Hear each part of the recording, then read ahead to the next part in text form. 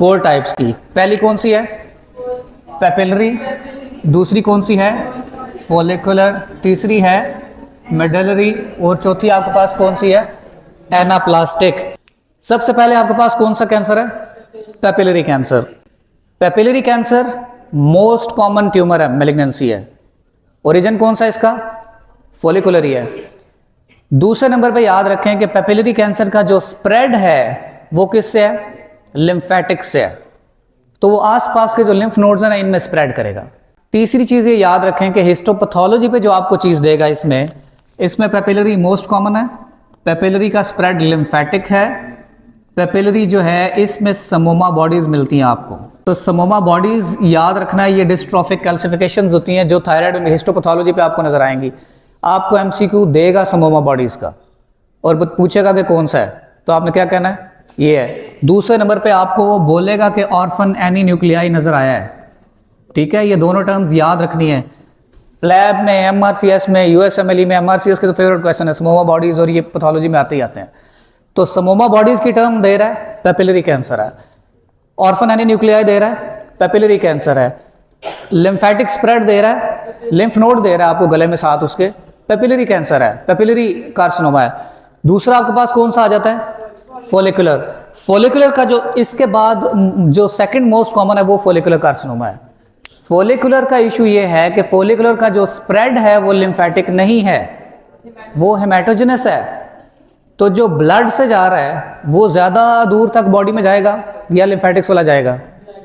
Lymphatics तो बिल्कुल adjacent जाएंगी, इधर के लिम्फ नोड्स में जाके स्प्रेड कर गया। ब्लड वाला जो ट्यूमर है, जो ब्लड से स्प्रेड कर रहा है, वो तो दूर दूर जाएगा, लंग्स में भी जाएगा, वो ब्रेन में भी जा सकता है, वो बोन्स में भी जा सकता है। तो वो ट्यूमर, इसमें आपने पिक कैसे करना है कि मैलिग्नेंसी दी होगी और साथ उसने मेटास्टेसिस दिया होगा, डिस्टेंट बोन्स में गया होगा। टिपिकली आपको एमसीक्यू में देगा कि उसके फोरहेड के ऊपर बोनी हार्ड पल्सेटाइल मैस है, नेक में स्वेलिंग है, मैलिग्नेंसी के सिम्टम्स दे रहा है सारे उसके, और फिर कह रहा है कि इधर बोनी हार्ड स्वेलिंग है फोरहेड के ऊपर। टिपिकली ये वर्ड लिखा होगा उसने, तो फ्लैट बोन्स पे होता है। तो ये कौन सा होगा? फॉलिकुलर। पेपिलरी नहीं करना। वो कहेगा कि फीमर के ऊपर उसका एक बोनी हार्ड नोड्यूल बना हुआ है बोन के ऊपर, तो कौन सा है? क्योंकि फॉलिकुलर का स्प्रेड ब्लड से है तो वो दूर दूर तक जाके मेट्स लेके जा रहा है। फॉलिकुलर में खतरनाक चीज क्या है? फॉलिकुलर की एक वेरिएंट है जिसको कहते हैं हर्थल सेल कार्सिनोमा। हर्थल सेल कार्सिनोमा इसका खतरनाक वाला वेरिएंट है जिसका प्रोग्नोसिस बहुत पुअर है। हर्थल सेल कार्सिनोमा का प्रोग्नोसिस पुअर है। अगली चीज आपके पास आ जाती है मेडुलरी कार्सिनोमा। इसको आपने पिक किया था लिम्फेटिक स्प्रेड से, इसको आपने पिक किया था डिस्टेंट स्प्रेड से। मेडुलरी कार्सिनोमा किसके साथ एसोसिएटेड होता है? MEN2 के साथ, 2A एंड 2B के साथ। तो इसमें जो आपको सिम्टम्स आ रहे होंगे MEN2A 2B में, सिंड्रोम्स के सिम्टम्स आ रहे होंगे, फैमिलियल होगा, फैमिलीज की इन्वॉल्वमेंट होगी। जो मेडुलरी कार्सिनोमा 20 ईयर्स से पहले है वो MEN2 के साथ एसोसिएटेड है, जेनेटिक है। और इसमें आपको जो एमसीक्यू में देगा वो कहेगा कि एक जीन कौन सी इन्वॉल्व है? रेट प्रोटोऑन्कोजीन। बहुत सारी जीन्स हैं, इन सब में है।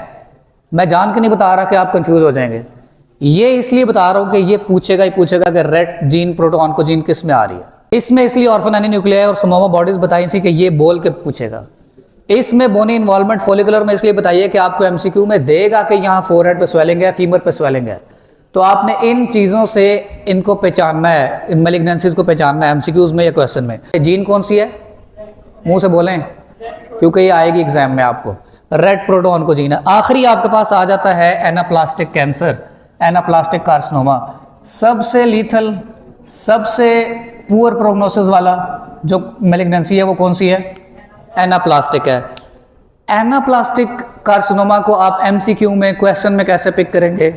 इसमें हमेशा लोकल इन्वेजन देगा, आसपास के ऑर्गन्स को इमीडिएटली इन्वॉल्व, सडन स्प्रेड होगा इसका, रैपिड ग्रोथ होगी और ये आसपास की जो स्ट्रक्चर्स हैं उनको इन्वॉल्व कर लेगा क्योंकि ये लिथल है।